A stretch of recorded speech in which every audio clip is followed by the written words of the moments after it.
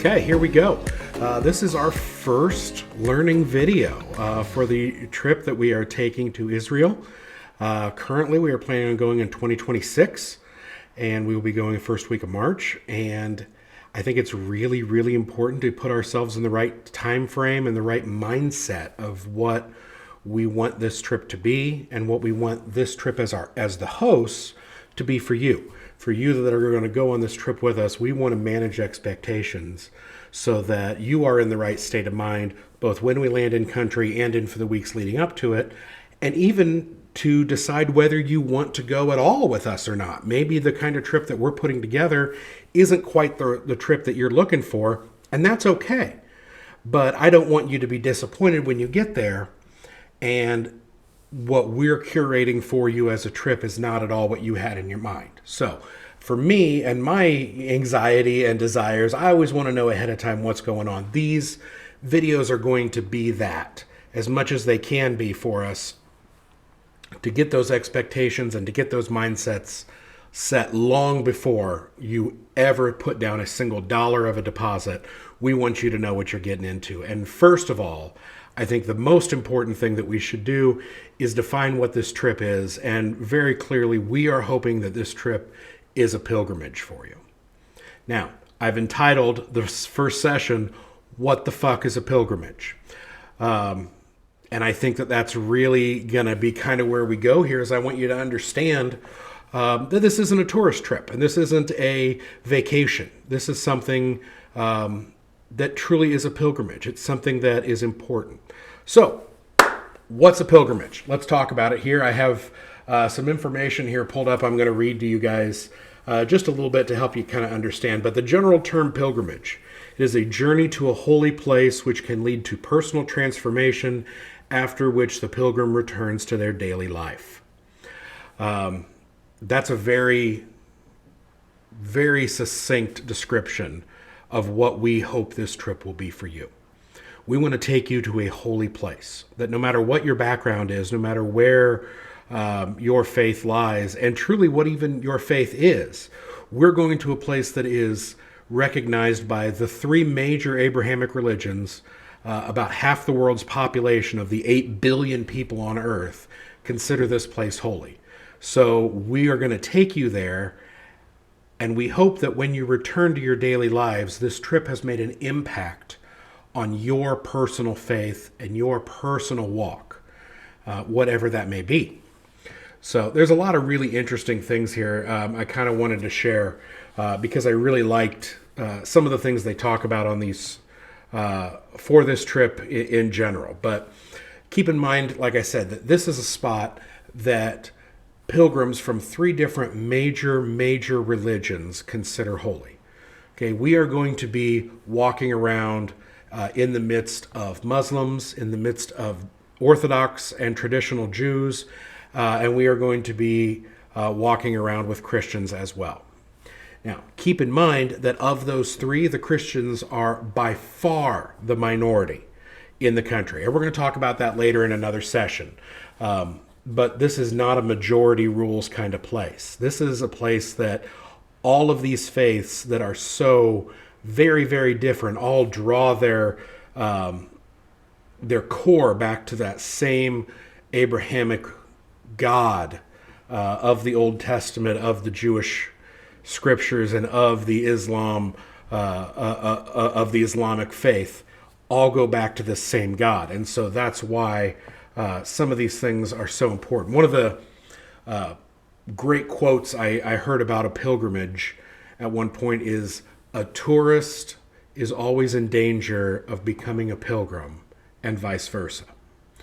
On this trip, it's our goal to make you a pilgrim. We want you to go into this with the mindset of being a pilgrim. And as we are in country and experiencing these places, we want you to experience them as a pilgrim and not as a tourist. So what's the difference? What's the difference here, and why does that matter? Well, I think the biggest difference is what it is that you're going to the site for. A tourist goes to a site to create memories, take pictures, see something neat, and log it away as something that they have seen. I got to see the Great Pyramids. I saw the Great Wall of China. I walked along the Great Wall of China. Those are the kind of things that a tourist says. Okay, I've not done either of those things, so using those as an example. But a tourist goes to those places and they take pictures of their family standing there in front of the fancy stuff, and it's a check mark. They've got to do the thing. Hey, we saw the thing. We do the thing. Here in America, a big one oftentimes is the Grand Canyon. I want to go see the Grand Canyon before I die. People say that all the time. Are they going there as a pilgrim or are they going there as a tourist? They're going there as a tourist. A pilgrim has more of a spiritual aspect to what they do and why they are doing it. A pilgrim is going there a pilgrim has more of a spiritual aspect to what they are doing. It's not about going just to see. It's not going to take a picture. It's going to immerse yourself in an experience, to allow the spirituality and the energies of the place to affect you, to wash over you, to impact you. And if you walk out of those places with nothing, that's okay. You don't have to have a physical thing, a picture, a trinket, a souvenir, to have experienced the pilgrimage. Your pilgrimage is defined more by what you experience and what has changed in you through that site, through that place.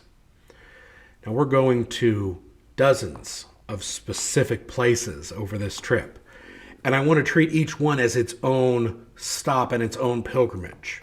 We may visit 3 or 4 different cathedrals or churches or basilicas or any just churches commemorating a site in one day. And by the end of the trip, you're going to have all these images of these beautiful buildings that you've been in or saw the front of or whatever. And they're all going to kind of mesh together, especially if you're looking at them like a tourist. I saw a big church. It was very pretty. I saw another big church and it was very pretty. I saw another big church and it was very pretty. When you start to think of these places from the perspective of the pilgrim, those things have a lot different meanings. Yes, there may be a big pretty church there, but why is it there? It's there because it's commemorating a Jewish temple that maybe the disciples worshipped in. Or maybe it's there to commemorate the site of the Sermon on the Mount or the multiplication of the fishes and loaves. Both sites we'll see. Those places then become more of an experience. And it's not about seeing the building or walking in the halls or touching the old wine press. It's about walking in the place that has something so significant to do with your faith. That maybe those things mean so much to you in your formation of your spiritual disciplines. And by being there and by walking through them and by experiencing, feeling, that's when you become a pilgrim. We're going to talk a lot on this trip in our nightly recap sessions and in our videos leading up to it and our Zoom sessions where we get together before the trip. Once everybody's set to go and everything, we'll get together a few times. And you're going to hear us talk a lot about the energies of the place, the remembrances, the way that you feel. There's not things that we can do to set you up for that except tell you that that's where we want your focus to be. Not just to see the Dead Sea Scrolls in a museum, but to experience the place, to walk the narrow streets of the settlement of the people who cataloged the Dead Sea Scrolls and who hid them in caves to protect them from outside invaders, believing that they were truly attempting to save their faith. I store these things aside. It's a very big difference to me. And I hope that there becomes a very big difference to you. We're going on this trip to be pilgrims. We're going on this trip to go to places that maybe you don't even know about. A great example is the tiny village of Chorazin. Chorazin was not a big place that doesn't play any significant major factors in Jesus' story, but it was definitely a place that we know from scriptures that he visited. This was a town that Jesus went to. And there's a temple, and there's houses, and there's places that you can see. It's all ruins now. It's archaeological. But going to that place, instead of saying, I want to check Chorazin off my bucket list and take some pictures of the cool rocks, but to go there and again walk the streets and stand in the temple, the place of worship, in a town where Jesus taught. Most likely he worshiped there himself. To go to a place like that with the mindset of experience and energy,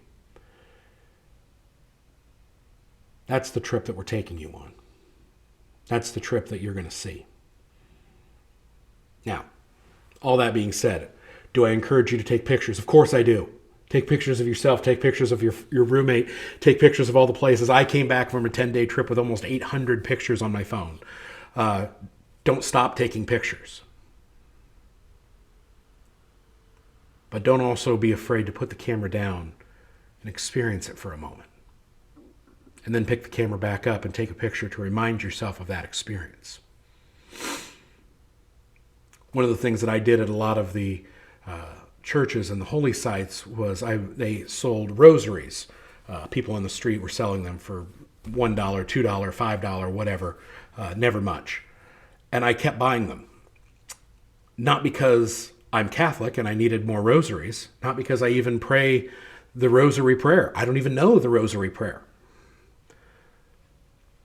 But I wanted to have a physical manifestation of that place. To remember that this was the place, that this particular rosary I purchased at the chapel at the Mount of the Beatitudes.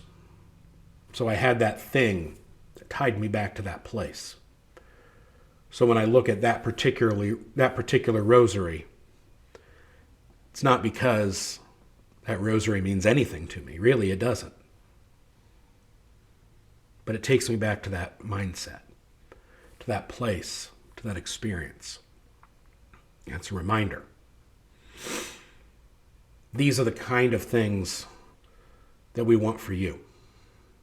We want you to find those moments and remember them and experience them, because when these 10 days are over and you come back to your life and you go back to work and you go back to your family and you go back to your friends, we want the experience that you had to impact those relationships, to impact your faith, to impact your life. That you may be changed for the better because of your experiences in this holy place.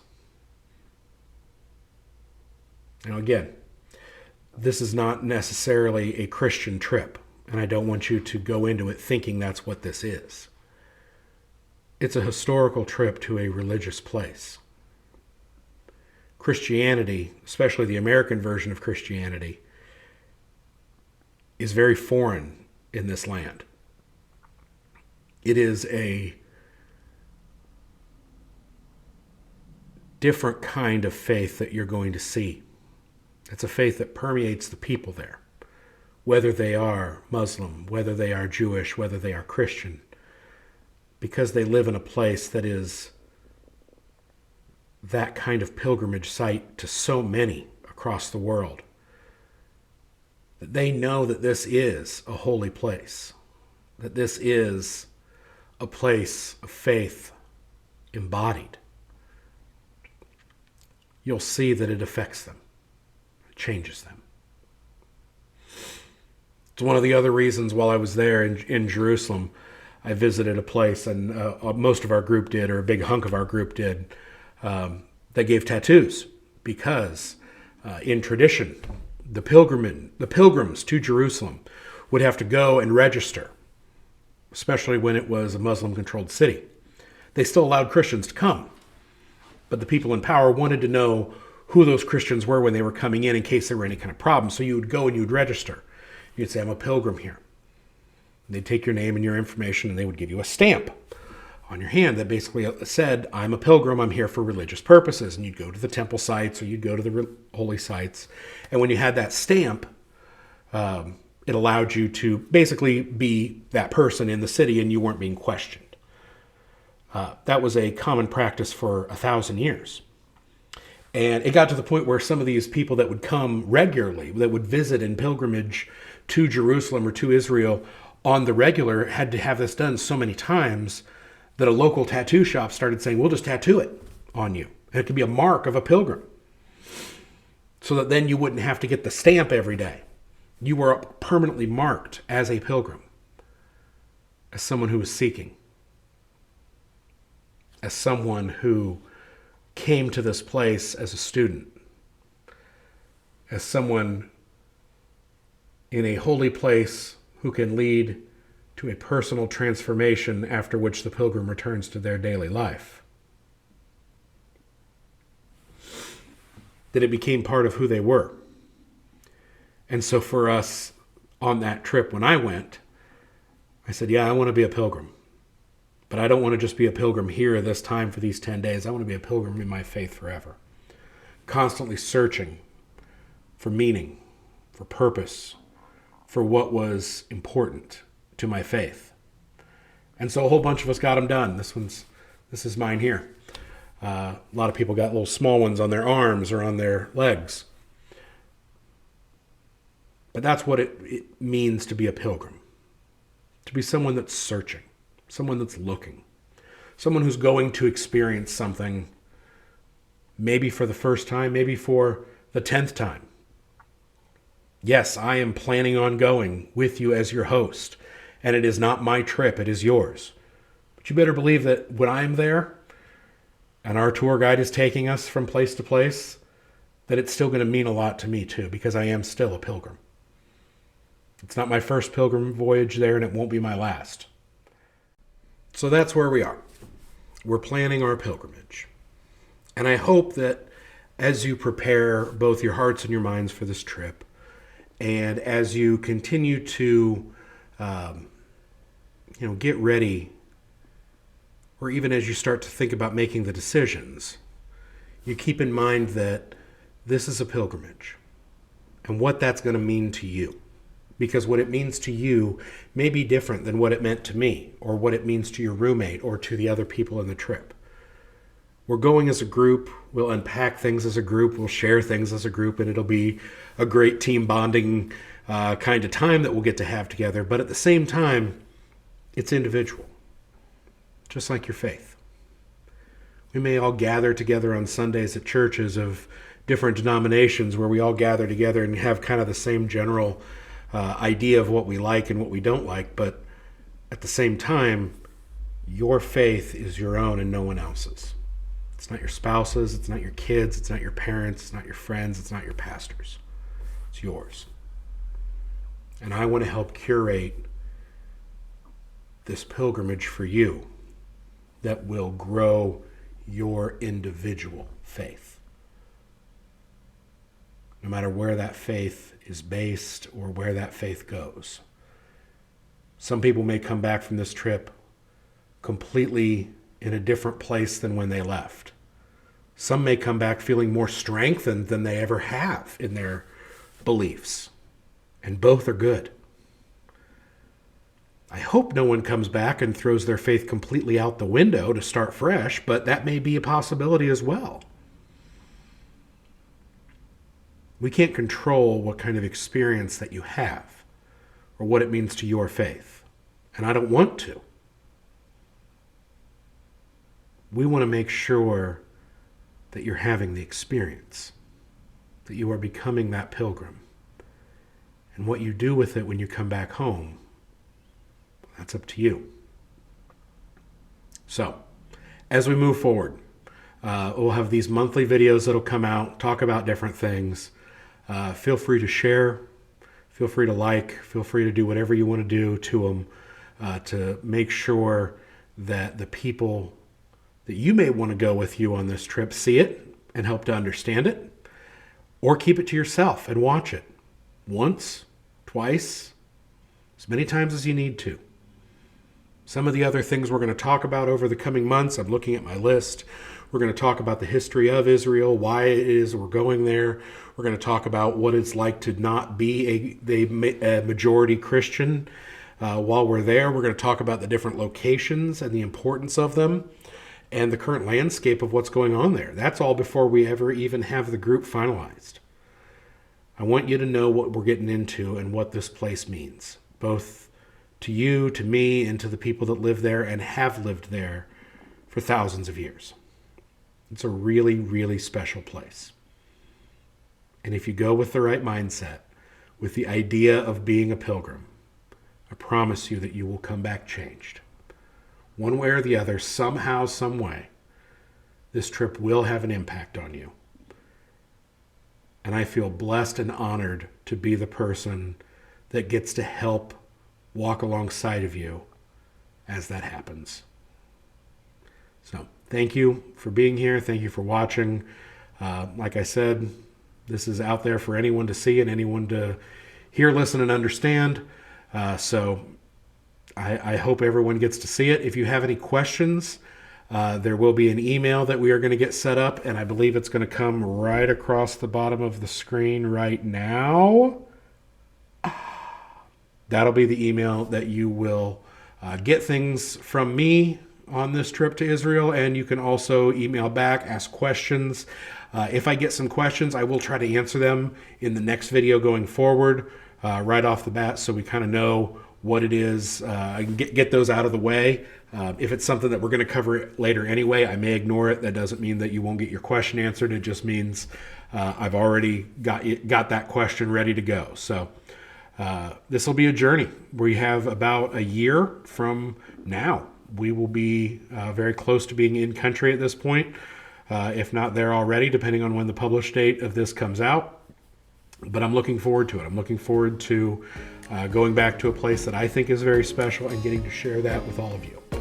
So thank you for your time. Thank you for watching, and we will see you next month.